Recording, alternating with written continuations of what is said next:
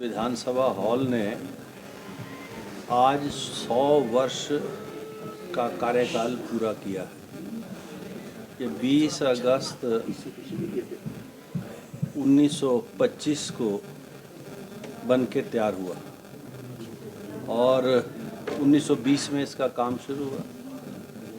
लगभग 5 वर्षों में ये भवन बन के तैयार हुआ और उस समय जब गवर्नमेंट ऑफ इंडिया एक्ट 1919 के तहत ब्रिटिश इंडिया गवर्नमेंट का गठन हुआ, जिसमें 145 जो लेजिस्लेटिव मेंबर्स थे, मान्य सदस्य थे, जिसमें 104 चुन के आते थे और 41 नॉमिनेट होते थे। उनका जो ग्रीष्म जो समर सेशन है वो शिमला के इस परिसर में होता है। तो ये परिसर जो है ये उन महान हस्तियों जिन्होंने उस समय जब ब्रिटिश इंडिया गवर्नमेंट का गठन हुआ था, जब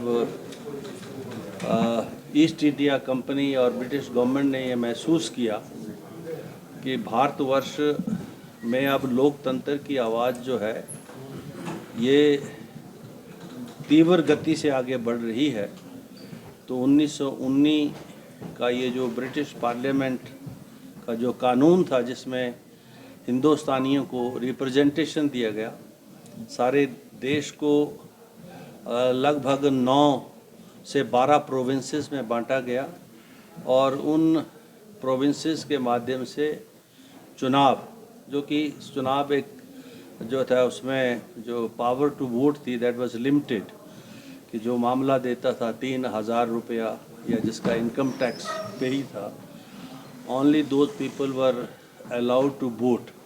तो वोट के ज़रिए से 104 आदमी चुन के आते थे, 41 जो है ब्रिटिश इंडिया गवर्नमेंट की सहमति से जो है नॉमिनेट होते थे। उसके सत्र जो है उनका आयोजन यहाँ होता था।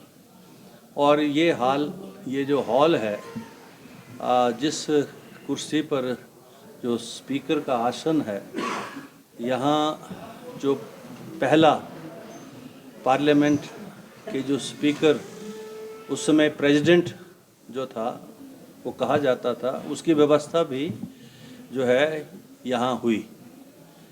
चुनाव तो हुआ दिल्ली में, लेकिन उसके बाद अगला सत्र जो है यहाँ पर लगा और पहले भारतीय विठल भाई पटेल, उन्होंने वर्ष 1985 में फेडरिक वाइट को चुनौती दी, जो ब्रिटिश इंडिया गवर्नमेंट में जो प्रेसिडेंट थे, तो स्पीकर जिसको बोला गया है अब, और चुनाव हुआ और मात्र 2 मतों से जीतकर जो है वो अध्यक्ष के इस आसन पर आसीन हुए। ये जो अध्यक्ष की जो वर्तमान जो कुर्सी है, जो सिंहासन के रूप में है, इसके ऊपर क्राउन होता था पहले ब्रिटिश इंडिया गवर्नमेंट जब तक देश आज़ाद नहीं हुआ, और आज़ादी के बाद इस पर फिर अशोका का जो निशान है वो लगाया गया।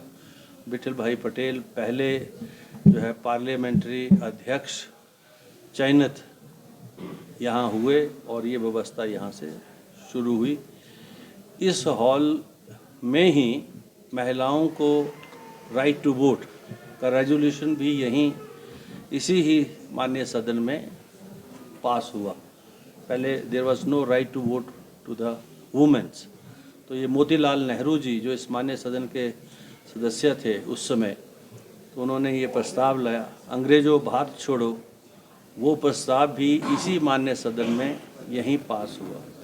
तो बहुत हिस्टोरिकल फैक्ट्स इस सदन से जुड़े हुए हैं और बड़ी बड़ी महान लाला लाजपत राय, मोहम्मद अली जिन्ना वगैरह वगैरह बहुत सारे जो उस समय के प्रमुख राजनेता थे वो इस माननीय सदन के सदस्य भी रहे और उन्होंने अपने विचारों की अभिव्यक्ति भी इस माननीय सदन के अंदर उन्होंने की है। तो ये सारा भवन जो है इन सब ऐतिहासिक तथ्यों का साक्षी है और इसने 100 वर्ष पूरे किए हैं आज और जैसा मैंने आज सुबह जब सत्र का संचालन हुआ तो मैंने ये कहा कि हम बड़े सौभाग्यशाली हैं 14वीं विधानसभा के माननीय सदस्य कि हम सब हमें भी उस हॉल में जो है यहाँ चुनकर आने का मौका मिला जो एक समय में ऐतिहासिक था और जिसके माध्यम से ऐतिहासिक निर्णय यहाँ पर लेकर जो है समाज में लोकतंत्र के जो मूल्य हैं उनको स्थापित किया गया। धन्यवाद। सर, आज हाउस की बात करें, मुख्यमंत्री कह रहे थे हाउस में कि आपकी विशेष कृपा रहती है विपक्ष के ऊपर। ये तो लाइटर वे में दोनों तरफ से बात आती है, कभी सत्ता पक्ष के कहते हैं, कभी विपक्ष के जो है इस तरह की बात करते हैं, लेकिन मेरा जो फ़र्ज़ है वो अंदर सत्र का संचालन न्यूट्रल होकर चलाने का है, जिसको मैं चलाता हूँ और मीडिया के आप सब लोग साक्षी हैं। सभी को जो है पर्याप्त समय हम देते हैं, सत्ता पक्ष को भी देते हैं, विपक्ष को भी देते हैं।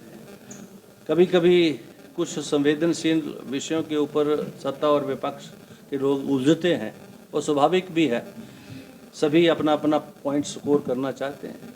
तो निश्चित तौर पर अगर मैं पूरी तरह से नियमों को लागू करने लगूंगा तो फिर सत्र का संचालन नहीं होगा, फिर वो जो है वॉकआउट होंगे।